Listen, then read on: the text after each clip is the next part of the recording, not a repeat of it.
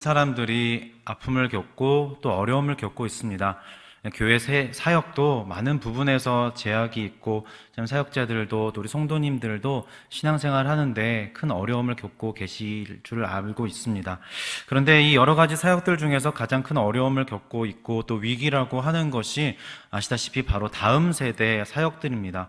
우리 믿음의 다음 세대 아이들이 교회 안에서 믿음으로 신앙으로 성장해 나아가야 하는데 모이지 못하고 또 가르치지 못하는 상황이 오래되다 보니까 아이들이 신앙이 떨어져 나가는 게 눈으로 보일 정도로 지금 참 어려움을 겪고 있습니다. 그래서 교육부서 사역자들이 참 기도하고 애쓰고 노력 열심히 하고 있는데요. 그래서 여러 가지 다양한 온라인으로 접점을 만들 수 있는 프로그램도 만들고 또 1대1로 찾아다니기도 하고 편지도 보내고 선물도 보내고 백방으로 애쓰고 있습니다. 기도 많이 해주시면 감사하겠습니다. 최근에는 그 중등부와 고등부가 함께 온라인으로 특별 새벽 기도회를 했어요. 우리 교회에서 은혜성전에서 매일 5시에 예배가 있는데 우리 아이들과는 6시에 온라인으로 유튜브와 줌이라는 프로그램을 사용해서 아이들과 함께 일주일 동안의 특별 새벽 기도회를 했습니다. 사랑의 사이클이라는 타이틀을 걸고 월화수목금토 이렇게 6일 동안 특세를 하면서 아이들과 함께 사사기 내용을 좀 살펴보았어요. 사사기에 등장하는 사사들의 이야기를 통해서 반복되는 이 죄의 사이클, 사사기에는 죄를 짓고 벌을 받고 이게 반복되지 않습니까? 그런 죄악의 사이클을 선의 사이클, 또 사랑의 사이클로 변화시켜 주시는 하나님의 은혜를 나누고, 또 아이들 공부하고 또 열심히 수험생들도 있고 한데 아침마다 이렇게 접속하면은 출석 체크를 하거든요. 중학교 1학년부터 고3까지 생각보다 많은 아이들이 참석해줘서 참 고마웠고 은혜와 또 많은 감동이 있었습니다. 인간은 죄를 짓고 또 벌을 받습니다. 그런데 우리는 벌을 받은 다음에 정신을 차리는 것이 아니라 또 죄를 짓죠. 죄를 지고 벌을 받고 하나님께 혼줄이 나면 정신을 차리고 이제는 다시는 죄의 걸음에 가지 않아야 되는데, 이 마음에 잔존해 있는 죄의 세력들이 자꾸만 우리를 죄악으로 끌어내리려고 합니다. 그래서 영원한 죄와 형벌 속에 죽어 마땅한 이 끔찍한 사이클에 갇혀있는 우리에게 하나님께서는 은혜와 사랑을 베풀어 주시고 이 죄를 짓고 징계 속에서 부르짖을 때 우리를 내버려 두지 않으시고 용서해 주시고 살려주시고 또 기회를 주시며 그 죄악의 사이클을, 죽음의 사이클을 생명과 사랑의 사이클로 바꾸어 주시는 것입니다.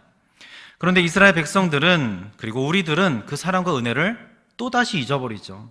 또 잊어버리고 다시금 죄의 길로, 죄의 사이클로 돌아가려고 하는 것입니다. 사사기가 바로 그런 역사의 기록이고 생생히 그 인간의 나약함을, 타락됨을 보여주는 기록들입니다. 우리의 모습을 사사기 말씀을 통해서 그대로 볼 수가 있는 것이에요. 오늘은 사사기 1절부터 16장에 나와 있는 사사들의 이야기를 쭉 지나와서 사사기의 결론 부분에 나오는 한 이야기를 함께 살펴보도록 하겠습니다. 사사기 17장에는 사사기에서 가장 비참하고 또 좀 어처구니 없는 사건이 이야기로 등장이 됩니다. 바로 미가의 이야기인데요. 17장에 나오는 미가의 이야기를 한 번쯤은 들어보셨을 것입니다. 그런데 이 사건은 제가 성경에 나오는 여러 가지 사건들과 이야기 중에서 가장 흥미롭기도 하고 또 가장 가슴 아프고 마음 아픈 이야기라고도 생각이 됩니다. 1절부터 한번 쭉 살펴보면서 어떤 이야기들이 왜 이곳에 기록이 되어 있는지, 이것을 통해서 우리는 어떤 신앙의 고백과 회개를 해야 하는지를 한번 살펴보도록 하겠습니다. 1절 말씀을 보니까요, 에브라임 산지에 미가라 이름하는 사람이 있더니 라고 시작이 됩니다. 미가라는 사람이 있었습니다. 구약에 나오는 미가서의 그 선지자와는 이름은 같지만 다른 사람입니다. 이 미가가 어머니에게 어떤 이야기를 들어요. 엄마가 돈을 잃어버리는데 그 잃어버린 금액이 굉장히 큰 금액이었던 것입니다. 얼마였냐면은 2절 말씀을 보니까 그의 어머니에게 이르되, 어머니께서 얼마큼 잊어버렸대요? 은 1,100개. 은이 1,100개나 되는 그 큰 금액을 잃어버렸다고 이야기를 하는 것입니다.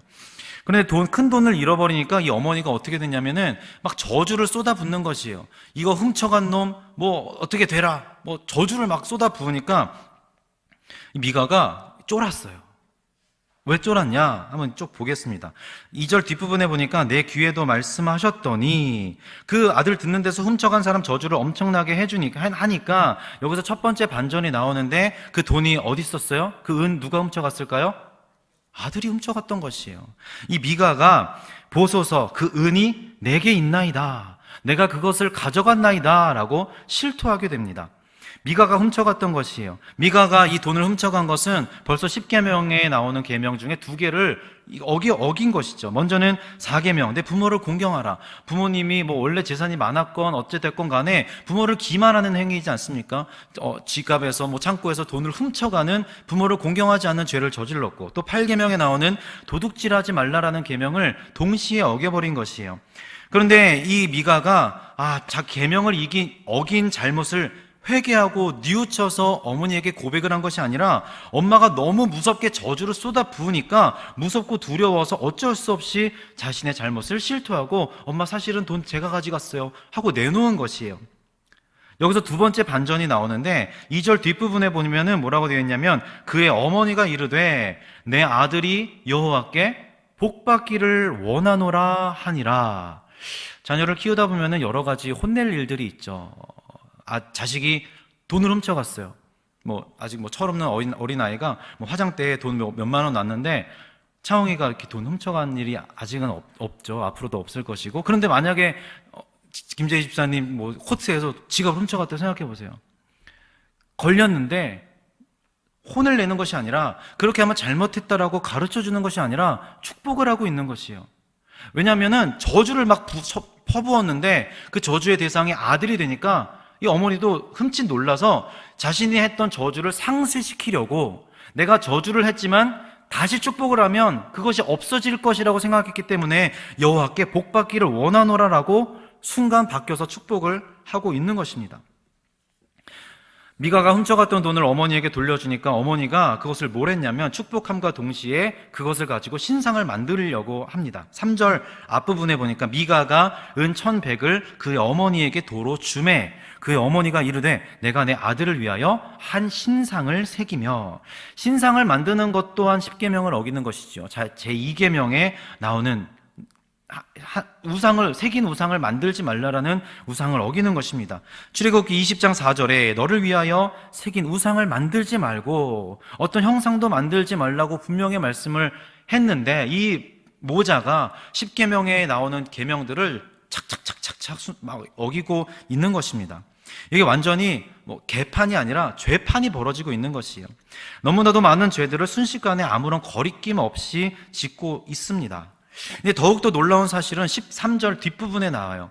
3절 뒷부분에 한 신상을 부어 만들기 위해 내 손에서 이 은을 뭐라고 되어 있죠? 여호와께 거룩히 드리노라. 2절에서도 돈을 훔쳤던 아들에게 하나님께 복받기를 원하노라 라고 했던 것처럼 우상을 만들면서 이 어머니가 뭐라고 하냐면 이것이 여호와께 거룩히 드리는 것이라고 이야기를 하는 것입니다. 착각도 이런 착각이 없을 수가 없어요.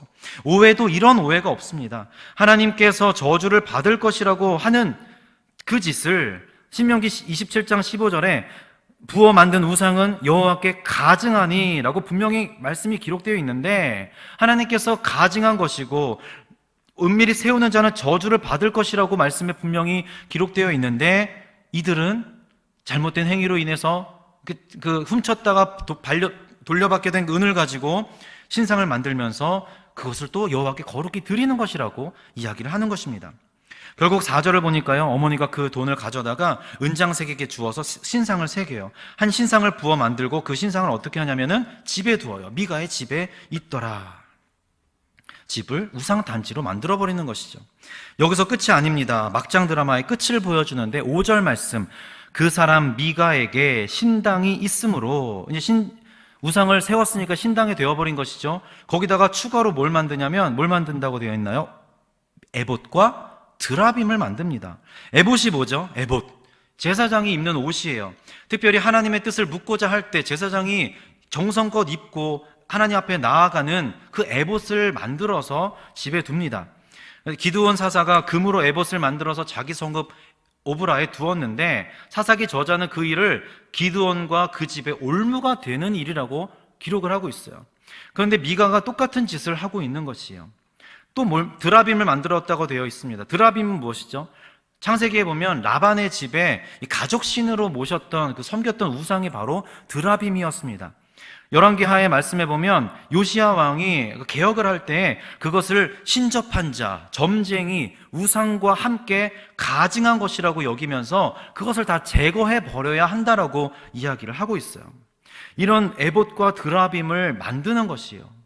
제사장이 입어야 하는 그 에봇을 만들고 또 집안에 만들어 놓지 않아야 할 드라빔을 동시에 만드는 것입니다. 집에다 신상 세웠죠. 에봇 만들었죠. 드라빔 만들었죠. 활용 점정으로 5절 뒷부분에 보면은 한 아들을 세워 그의 제사장으로 삼았더라. 제사장은 레위 지파 중에서도 아론 자손만이 될 수 있었습니다. 그런데 그냥 맘대로 하는 것이에요. 자기 맘대로 자기 아들 중에 한 명을 제사장으로 임명해 버리는 일이 벌어지게 되는 것입니다. 1절부터 5절 이 짧은 구절 안에 수많은 죄들과 수많은 이상한 일들이 벌어지는데 왜 이런 일이 벌어지는가에 대한 결론을 6절에서 기록하고 있습니다. 함께 읽은 말씀인데요. 다시 한번 읽어볼까요? 시작. 그때에는 이스라엘에 왕이 없었으므로 사람마다 자기 소견에 옳은 대로 행하였더라. 이 미가의 집과 미가의 집에서 일어난 이 사건들은 샘플에 불과한 것이었어요. 미가의 집이 이상하게 특이한 집이라서 여기서만 이런 이상한 일들이 벌어졌을까요? 그 당시 이스라엘에는 이런 비슷한 일들이 우후죽순 수많은 가정에서 일어나고 있었던 것이에요. 수많은 가정의 파탄과 종교적인 타락들이 이스라엘 사회에 가득히 임했기 때문에 하나님께서는 미가의 집을 샘플 삼아서 우리들에게 보여주고 계신 것입니다. 신앙생활조차 자기 소견에 옳은 대로 하나님께 드리는 그 여러 가지 행위들조차 내 마음대로 내 기준대로 행하는 것이죠.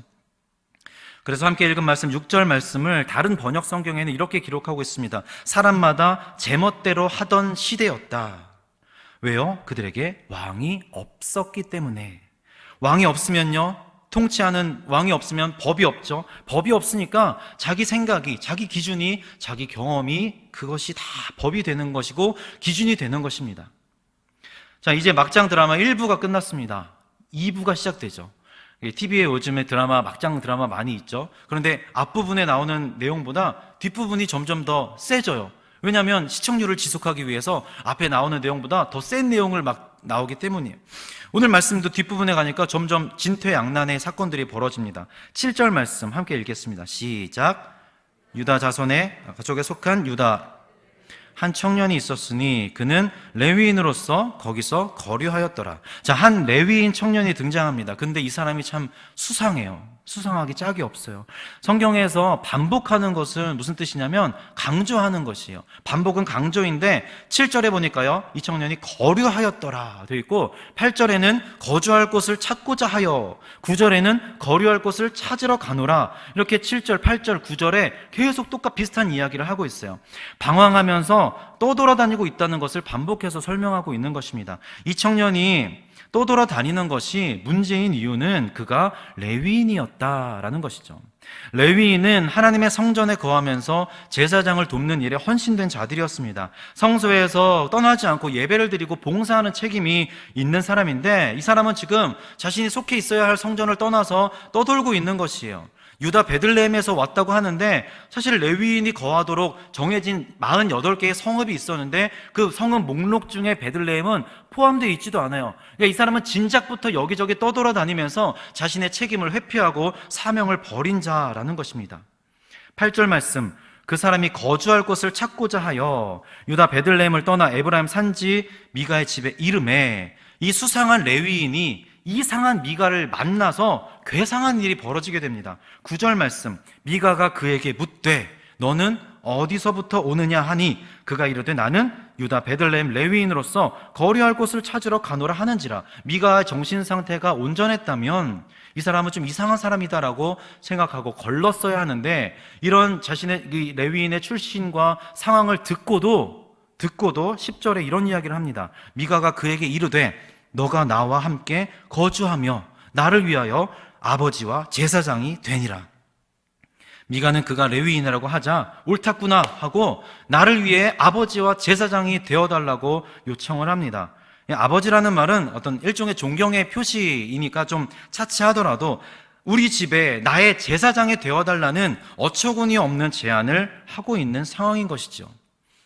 이 레위인은 어떻게 했을까요? 거절했을까요? 수락했어요. 이 사람이 정신을 차리고 내가 지금까지는 방황하고 떠돌아다녔지만 이 미가라는 사람을 만나 다시금 나의 사명을 깨닫고 제사장으로서 어떤 하나님의 일을 열심히 하겠다는 그 생각의 전환이 있었던 것이 아니라 미가가 레위인 청년을 꼬시면서 했던 이야기에 혹했던 것이에요. 10절 뒷부분 미가가 이야기합니다. 내가 해마다 은 10개씩 매년 주고 의복과 먹을 것을 주겠다. 그 이야기를 들으니까 레위인이 그 집에 들어가게 되는 것이죠. 11절 그 레위인이 그 사람 미가와 함께 거주하기를 만족하게 생각했더니 지금 떠돌아다니는 게 사실 쉬운 일은 아니겠지요. 그러나 이 집에 있으면 나는 뜬금없이 제사장도 되고 연봉도 높게 받을 수 있고 먹을 것과 입을 것까지 제공해 준다고 하니 이 사람은 만족하게 생각했던 것입니다. 미가의 집에는 드디어 신상과 에봇과 드라빔과 불법 개인 제사장까지 들어오게 된 것이죠. 이 청년이라는 말 히브리어로 나르라고 되어 있는데 이 나르라는 말은 서른이 좀 채 못 되지 않은 한 20대 초중반 이 정도의 나이를 뜻하는 단어라고 합니다. 그러니까 제사장이 되기 위해서는 최소한 30 정도는 넘어야 한다라고 여러 문헌에 기록되어 있는데 이 사람은 나이도 안 돼요. 아무런 자격도 없는 이에게 미가가 자격 없는 그 청년에게 제사장으로 세우게 된 것입니다. 미가가 그 레위인을 12절 거룩하게 구별하매 그 청년이 미가의 제사장이 되어 그 집에 있었더라. 미가가 그 사람을 거룩하게 칭한다고 해서 그 사람이 거룩해질 수 있을까요? 제가 우리 교회에서 사역을 열심히 하면서 우리 찬양팀이 하는데 우리 오늘 드럼친 장영민 집사님이 항상 저와 기도 많이 해주시고 찬양팀 항상 많이 도와주시고 많이 섬겨주세요. 그래서 어느 날 생각해요. 우리 장영민 집사님도 목사가 되면 좋겠다. 그래서 제가 집사님 다음 주부터 장 목사님 하세요. 이렇게 되면 장영민 집사님 목사님 되나요? 담임 목사님 인정하실 수 있으시겠어요? 안 되죠. 저는 그렇게 임명할 수 있는 자격이 없어요. 제가 그렇게 임명한다고 해도 그렇게 될 수가 없는 것이에요. 우리 아기가 리온이 4살이잖아요. 리온이가 5살이 되면 우리나라의 대통령이 됐으면 좋겠다. 그렇게 해서 유튜브에 올리고 인터넷에 올려요. 이제부터 다음 주부터 우리나라 대통령은 김리온입니다. 그럼 리온이가 대통령이 될 수 있나요? 말도 안 되죠. 정신 나간 짓이에요. 그런데 이런 일을 지금 미가가 하고 있는 것이에요. 이 미가가 자신의 불법 개인 제사장으로 세운 이 청년은 나중에 18장에 가면은 단지파라는 지파의 제사장이 되기 위해서 미가의 집을 다 버리고 또 팽개치고 가버려요. 이 사람은 그냥 조금 더 좋은 조건이 있으면 언제든지 떠나가 버릴 수 있는 그런 사람이었고 미가는 누군가를 제사장으로 세울 수 있는 자격도 없는 사람이었는데 그렇게 이상한 일이 벌어지고 있는 것입니다. 마지막 13절에 보니까요, 미가가 왜 이렇게 했는지가 기록되어 있어요. 13절 함께 읽겠습니다. 시작. 이에 미가가 이제 여호와께서 내게 복 주실 줄을 아노라 하니라. 우리 집에 신상도 있고 에봇도 있고 드라빔도 있고 제사장도 있으니까 이제 하나님께서 우리에게 복 주실 것이야 라는 생각을 한 것이에요. 착각도 이런 착각이 없죠. 하나님의 말씀을 오해해도 이렇게 완벽하게 오해할 수가 없습니다. 이 사람들에게 하나님은 자신들의 통치자요 왕이요 하나님 아버지가 아니라 그냥 복 주는 도구일 뿐이에요. 우리 집에 이런 것들이 있으면, 내가 우리 집에서 이런 것들을 하면 하나님은 자신들에게 자동으로 복을 줄 수밖에 없다라고 생각을 하는 것이죠. 내가 하나님께 정성껏 드리기 위해서 뭔 거룩한 것을 세우고 만들어내면 하나님이 우리 집에 복 주시겠다라고 생각을 하고 있었던 것입니다. 왕이 없기 때문에. 근데 사실 이 말이 지도자가 없었다는 말이 아니에요.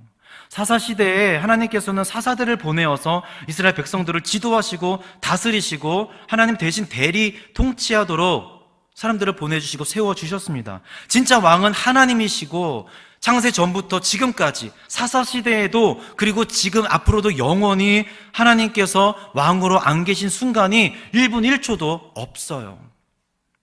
그런데 사사시대를 성경은 왕이 없었다라고 표현하고 있는 것입니다.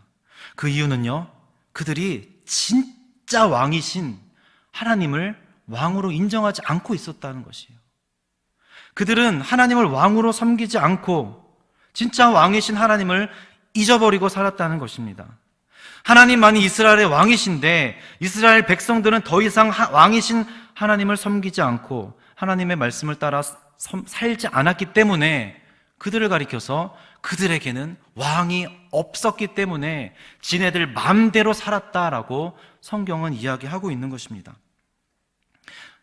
죄악의 사이클은 하나님을 왕으로 여기지 않기 때문에 발생하는 일입니다. 오직 여호와만이 참된 왕이심을 인정하고 말씀에 순종하여 살아야 하는데 내 마음대로 하는 것이 옳은 양, 내 마음대로 사는 것이 자유인 양 살아가는 것, 생명으로 나아가고 행복한 길로 가는 것 같지만 결국 그것은 죽음과 불행의 길 뿐인 것입니다. 제가 막 병에 걸렸어요. 예를 들어서 아파요. 병원에 가서 의사 선생님이 이야기합니다. 수술을 좀 해야 될 것 같습니다. 근데 수술대 위에 누워요. 마취과에서 와가지고 마취를 하려고 하는데 제가 저 마취 안 해도 될 것 같아요. 거부를 해요. 그래서 의사가 와가지고 좀 아프실 텐데요 하고 수술을 하려고 하는데 제가 해도 될 것 같아요. 메스 좀 주세요. 제가 막 발라요. 약을 바르고 제 배를 째요. 막 하고선 막 꼬매요. 내가 해도 될 것 같다고 생각하니까. 제 병이 낫겠어요? 안 낫겠어요? 수술이 제대로 될까요? 안 될까요? 죽겠죠. 더 아프거나 죽을 거예요. 분명히 뭔가 문제가 생기니까. 환자가 자기 마음대로 수술을 하는 것이 자유가 아니듯이 죽음으로 가고 고통으로 내모는 것인 것처럼 자기 소견에 오른 대로 살아가는 것이 우리를 자유롭게 하는 것이 아니라 오히려 절망의 구렁텅이로 죽음의 길로, 고통의 길로 빠져들게 하는 것입니다. 참된 생명과 온전한 삶은 하나님께서 우리에게 선물해 주시는 것임을 우리는 항상 기억해야 할 것입니다. 말씀대로 살 때에만 그것이 가능한 것이죠. 누가 왕인가? 내가 왕이 아니라, 내가 좋아하는 어떤 사람이 아니라 오직 하나님만이 우리의 왕이심을 고백하고 한평생을 주님에게 순종하며 나아가는 우리 성도님들 되시기를 소망합니다. 그래서 우리가 장차 하나님 앞에 가는 날 김장현에게는 왕이 없음으로 마음대로 살았다라는 평가를 듣는 것이 아니라 우리 사랑하는 성도님들, 장로님들, 권사님, 집사님들, 우리 청년들 누구누구에게 하나님께서 왕이 되어 주셨다. 이 사람은 평생을 하나님의 통치 아래 순종하며 진정한 행복을 누리고 참된 생명을 얻고 살았다라는 평가를 받기를 간절히 소망합니다. 하나님께서 어떤 분이신지를 명확하게 아는 것이 신앙생활의 첫 걸음이고 영원한 생명의 길로 갈 수 있는 관문인 줄 믿습니다. 하나님은 우리의 왕이십니다. 우주 만물과 내 인생의 주인 되어 주시는 분이십니다. 그렇기 때문에 우리는 왕의 통치를 따라 살아야 합니다. 완벽하게 선하신 왕의 법을 따라 살아가는 것이 평안을 누리며 나아가 영생을 누리는 유일한 길임을 믿고 고백해야 하는 것입니다. 또한 하나님께서 왕이심을 이 세상 가운데 선포하며 살기로 결단해야 할 것입니다. 세상의 사람들 그리고 우리의 자녀들, 믿음의 다음 세대들에게 이 사실을 말과 우리의 삶으로 가르치고 전해야 하는 것이 우리에게 맡겨진 사명인 것이죠.